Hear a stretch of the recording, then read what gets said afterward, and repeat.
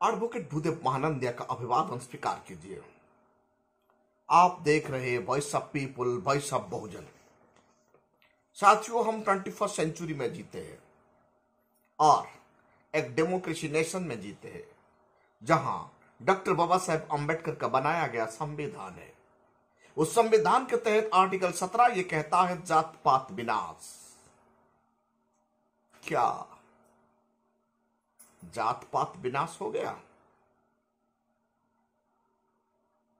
क्या आज भारतवर्ष में मनुवादी जात पात नहीं फैलाता? आज का तारीख में जात पात यूरोप कंटिनेंट तक ये लोग फैलाए हैं। जहां भी जाते हैं वहां ये नफरत का, कास्टिज्म का विष छोड़ के आ जाते हैं। भारत का सबसे क्वालिफाइड स्टेट कौन सा स्टेट है? भारत का सबसे highly educated and qualified state Kerala है। भारत का लोग ये सोचते होंगे केरल का लोगों का मन में कास्टिज्म नहीं होगा, क्योंकि हर दिन हम हिंदी भाषा भाषी स्टेट के बारे में जानते हैं। वहां ज्यादा जात पात व्यवस्था है। उड़ीसा में जात पात व्यवस्था है, बिहार में ज्यादा जात पात है, उत्तर प्रदेश में जात पात है, छत्तीसगढ़ में जात पात है, पश्चिम बंगाल में जात पात है, केरल में भी ज्यादा जात पात है। कैसे? एक खबर ये मिल रहा है, केरल हाईकोर्ट का जस्टिस भी सितंबर कोची में तामिली ब्राह्मण ग्लोबल सम्मेलन को एड्रेस करते हुए कैसे वो जातिवाद फैलाते हैं। उसमें वो ये कहते हैं कि ब्राह्मण सर्वश्रेष्ठ है और ब्राह्मण इस धरती में 2 टाइम पैदा होता है। कितना अनसाइंटिफिक थॉट, कितना अनसाइंटिफिक विचार ये फैला रहे हैं। साथियों, कभी ब्राह्मण 2 बार पैदा हुआ है क्या? डेमोक्रेसी में कोई सर्वश्रेष्ठ होता है क्या? डेमोक्रेसी नेशन में कास्टिज्म नहीं है। वो एक जस्टिस है, 2011 में उनको केरला हाईकोर्ट का जस्टिस बनाया गया और 2012 में वो परमानेंट जस्टिस बना। एक जस्टिस को ऐसा उम्मीद नहीं था हमारा। एक जस्टिस कह रहा है ब्राह्मण सर्वश्रेष्ठ है भारत में और वो दोबारा पैदा होता है। हमारा संविधान ये बात को नकारता है। आर्टिकल 14 के तहत इक्वालिटी है। संवैधानिक संस्थाओं का पद में बैठा हुआ इंसान, वो भी जुडिशियरी डिपार्टमेंट, वो भी हाई कोर्ट और सुप्रीम कोर्ट का जस्टिस, जब ऐसे बात कहेंगे, न्याय का उम्मीद छोड़ देना चाहिए। एक हाई कोर्ट जस्टिस जातिवाद को फैला रहा है। भारत का संविधान का आर्टिकल 14 इक्वालिटी कहता है। जब इक्वालिटी आता है तो ब्राह्मण कहां से आ गया? ब्राह्मण कैसे सर्वश्रेष्ठ हो गया? कैसे ब्राह्मण 2 बार पैदा होता है? आर्टिकल 17 को तो उन्हें याद करना चाहिए। भारत का संविधान का आर्टिकल 17 एबोलिशन ऑफ अनटचेबिलिटी कहता है।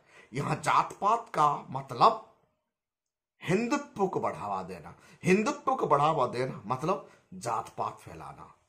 हिंदुइज्म जात पात का बैकबोन पर खड़ा है। इसीलिए केरल में यह बवाल मच गया है। केरल का दलित थिंकर एम कपेड़ा कोड कहते हैं कि इनको इंपीचमेंट कर देना चाहिए। यह सच बात है। ऐसे जात पात फैलाने वाले जस्टिस को इंपीचमेंट प्रोसेस में इनको इंपीचमेंट कर देना चाहिए। ऐसे ही जी दीपिका वो डिमांड करती है जस्टिस 20 सितंबर को इम्पीचमेंट कर देना चाहिए। पूरा केरल में बुद्धिजीवी का मन में एक प्रश्न आ रहा है, ऐसे व्यक्ति को कैसे केरल हाईकोर्ट का जस्टिस बनाया गया? आप लोग कैसे ऐसे मनुवादी सोच रखने वाले लोगों का द्वारा न्याय का उम्मीद कैसे प्राप्त करेंगे? जब न्यायालय में मनुवादी बैठेगा, न्यायालय में बैठकर वो पब्लिक डोमेन में जाकर जात पात फैलाएगा, ब्राह्मण का सर्वश्रेष्ठ बताएगा, ब्राह्मण दोबारा पैदा होता है ऐसे बात कहेगा,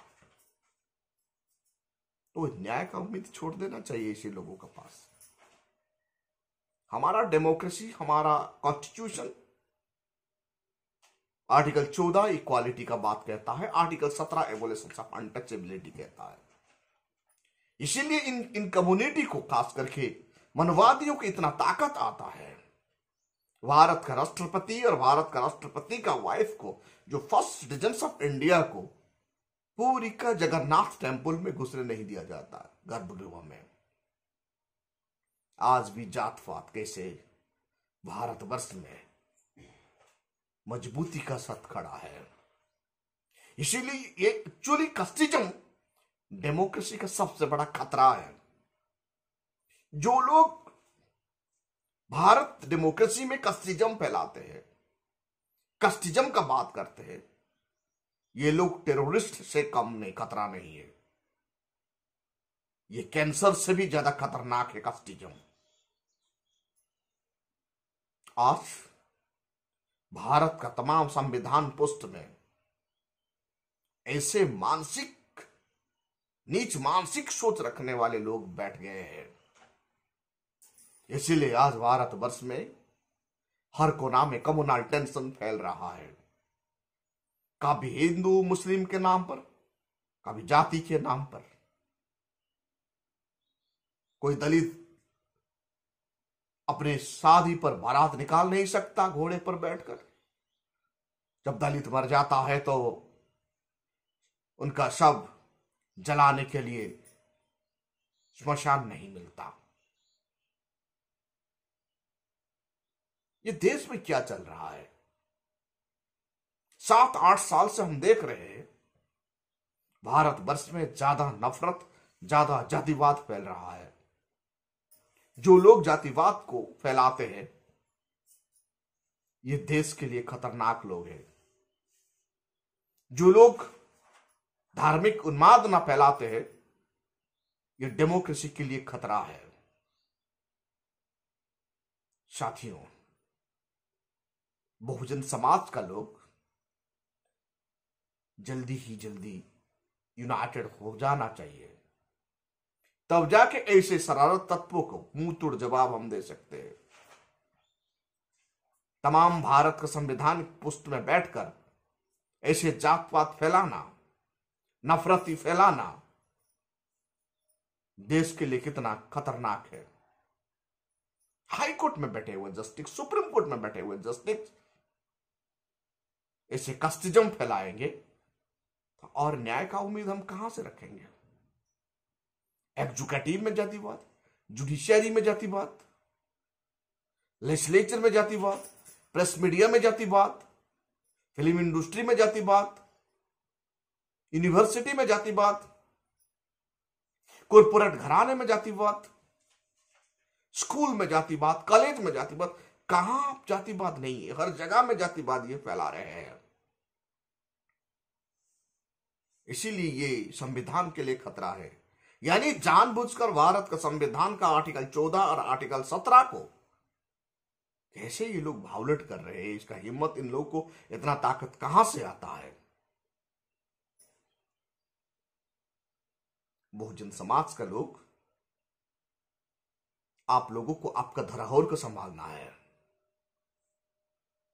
ईवी रामस्वामी पेरियर को समझना है, डॉक्टर बाबा साहेब अंबेडकर को समझना है, तथागत बुद्ध को जानना है, कबीर को जानना है, गुरु घासीदास को जानना है, ज्योतिबा फूले साहब को जानना है, छत्रपति साहू जी महाराज को जानना है, ललित सिंह यादव को जानना है, कर्पूरी ठाकुर को पहचानना है।